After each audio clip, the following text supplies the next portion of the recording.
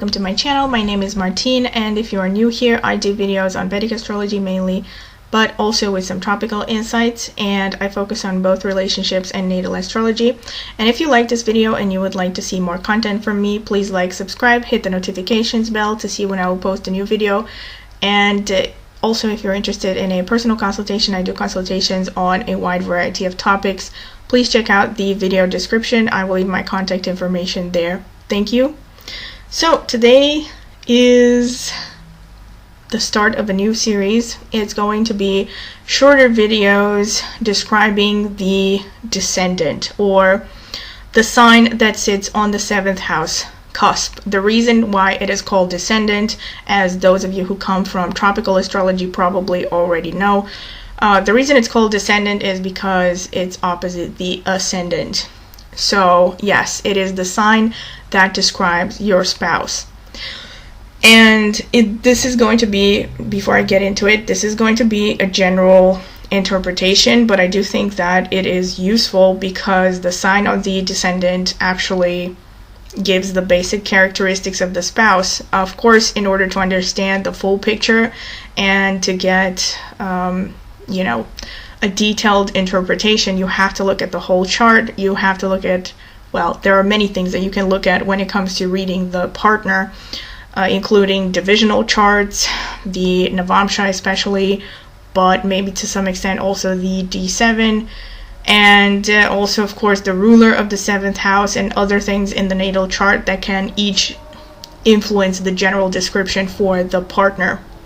However, this is just a basic description that is going to help you understand the partner archetype, the kind of partner, the kind of spouse, because the 7th house is the house of marriage, so it's about long-term serious relationships.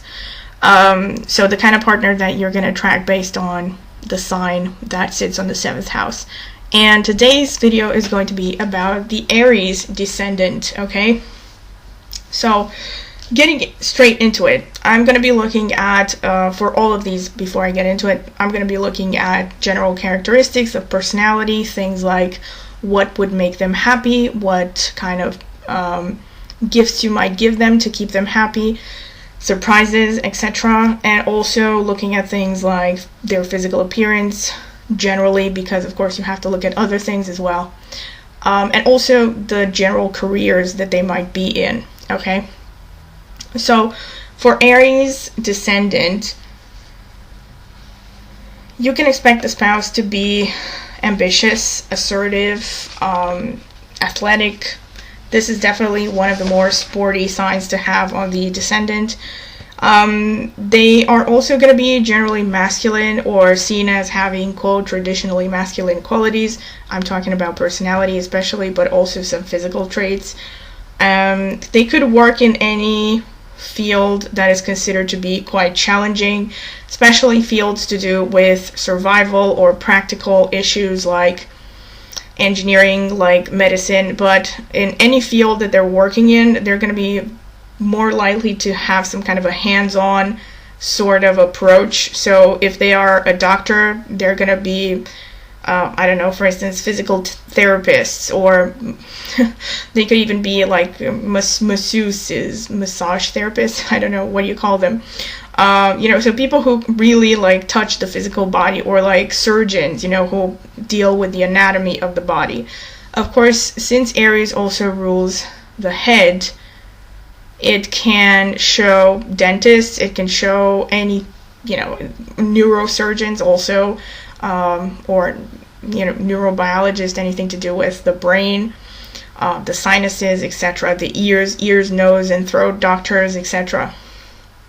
Okay, so and except from that, of course, they could also be working in fields to do with survival, like literally defense forces, police, military. They will be also most likely, out of all the 12 signs, to be interested in things like martial arts, and they're probably going to be quite tough. I mean, they're going to like sports that are challenging, so they can be quite athletic, and they will enjoy physical challenges in general. They're also going to be really independent, really adventurous, They can definitely be bossy, because this is a sign that tends to be, headstrong and tends towards selfishness and an egocentric approach towards life. So they are more likely to expect the partner to, adjust to them than the other way around. However, of course, it doesn't mean that you cannot have a conversation with them about it. But there's only so much you can change. Like, this is the kind of sign that, is really passionate and pretty self-absorbed for the most part. Of course, you have to look at other influences as well. And another thing that I can say is when it comes to keeping them happy. So these people are very passionate, but they have a short attention span. So this is a sign that loves adventures and loves to be on the move generally. They're always looking for chasing the next best thing, the next challenge, the next opportunity. So they tend to have wandering eyes every now and then. So it's important for them to keep an element of surprise. So to keep the spark alive in the relationship and romance. Maybe try not to be too much of an open book, and try to keep the element of surprise and make them believe that they still have to work to keep you impressed. Obviously, don't take this to the extreme, because if you, I'm not talking about ghosting them, but once the relationship is established, you can do these kinds of things every now and then. Don't be constantly suffocating them. Definitely not, because they would hate that. Especially if this is a man, but even as a woman, this sign really values their freedom. So, of course, freedom doesn't mean that they're necessarily going to be unfaithful, but I mean in the sense that, they are very independent, and they're probably going to enjoy a partner who is independent as well. It doesn't mean that they don't like society, but it's like they're going to be pretty caught up in their passions and their ambitions, and they're going to want someone to be supportive of that, and basically someone who accepts them the way that they are. So they're not going to be inclined to compromise. Okay, another thing is, right, when it comes to physical appearance tends to be towards the average height. Of course, you have to consider the genetic background of the person as well. Within their genetic inheritance, of course, they're going to tend towards the mid-range of the height in their family. They also are going to tend to have a darker complexion and dark eyes, dark hair, generally. They might have marks on their faces, so they could have a lot of moles. That's something that I've seen a lot with Mars influence on the ascendant. Another thing is they can have really pronounced eyebrows, facially pronounced eyebrows, penetrating eyes, powerful, brow bone. Yeah, so protruding brow bones, that's another thing that could happen. Generally an oval face, generally a pronounced, prominent nose, a nice smile. They tend to have really nice teeth as well, since Aries rules the head. Another thing with the men is that they will sometimes tend towards baldness at a younger age. And also, but when it comes to the physique, you can count on this person to be pretty athletic, unless there are other influences to overpower this, in the sense that they might make a person more pudgy. But generally, they are very focused on keeping their body strong. Not so much skinny, but strong.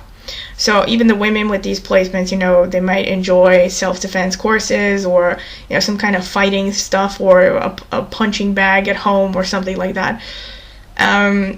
Because they like fighting. They might even play with weapons. They might enjoy that. Whether it's firearms or knives or whatever, any kind of weapon. So they generally are interested in combat.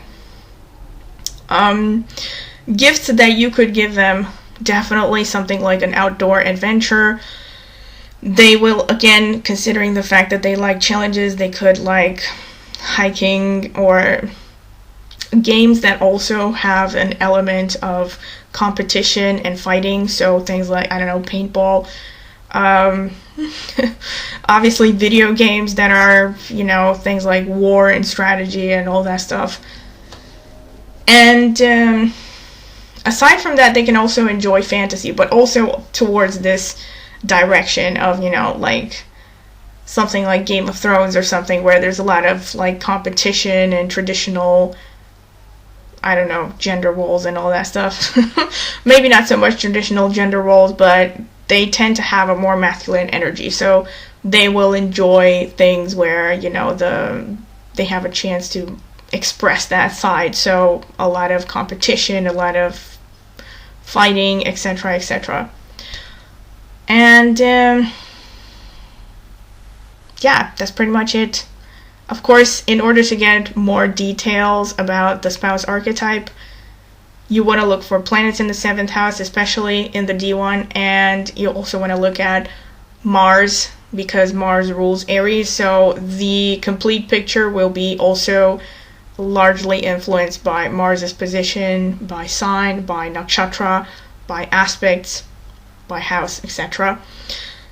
And yeah, and of course other placements in the D9 and etc. But this is the basic general description, and I hope you have found it useful. And once again, if you have, please like, subscribe, comment in the comment section. If you have any feedback, I will try to answer as best as I can. And once again, if you're interested in a personal consultation, please check out the video description. I will put my contact information there. Thank you.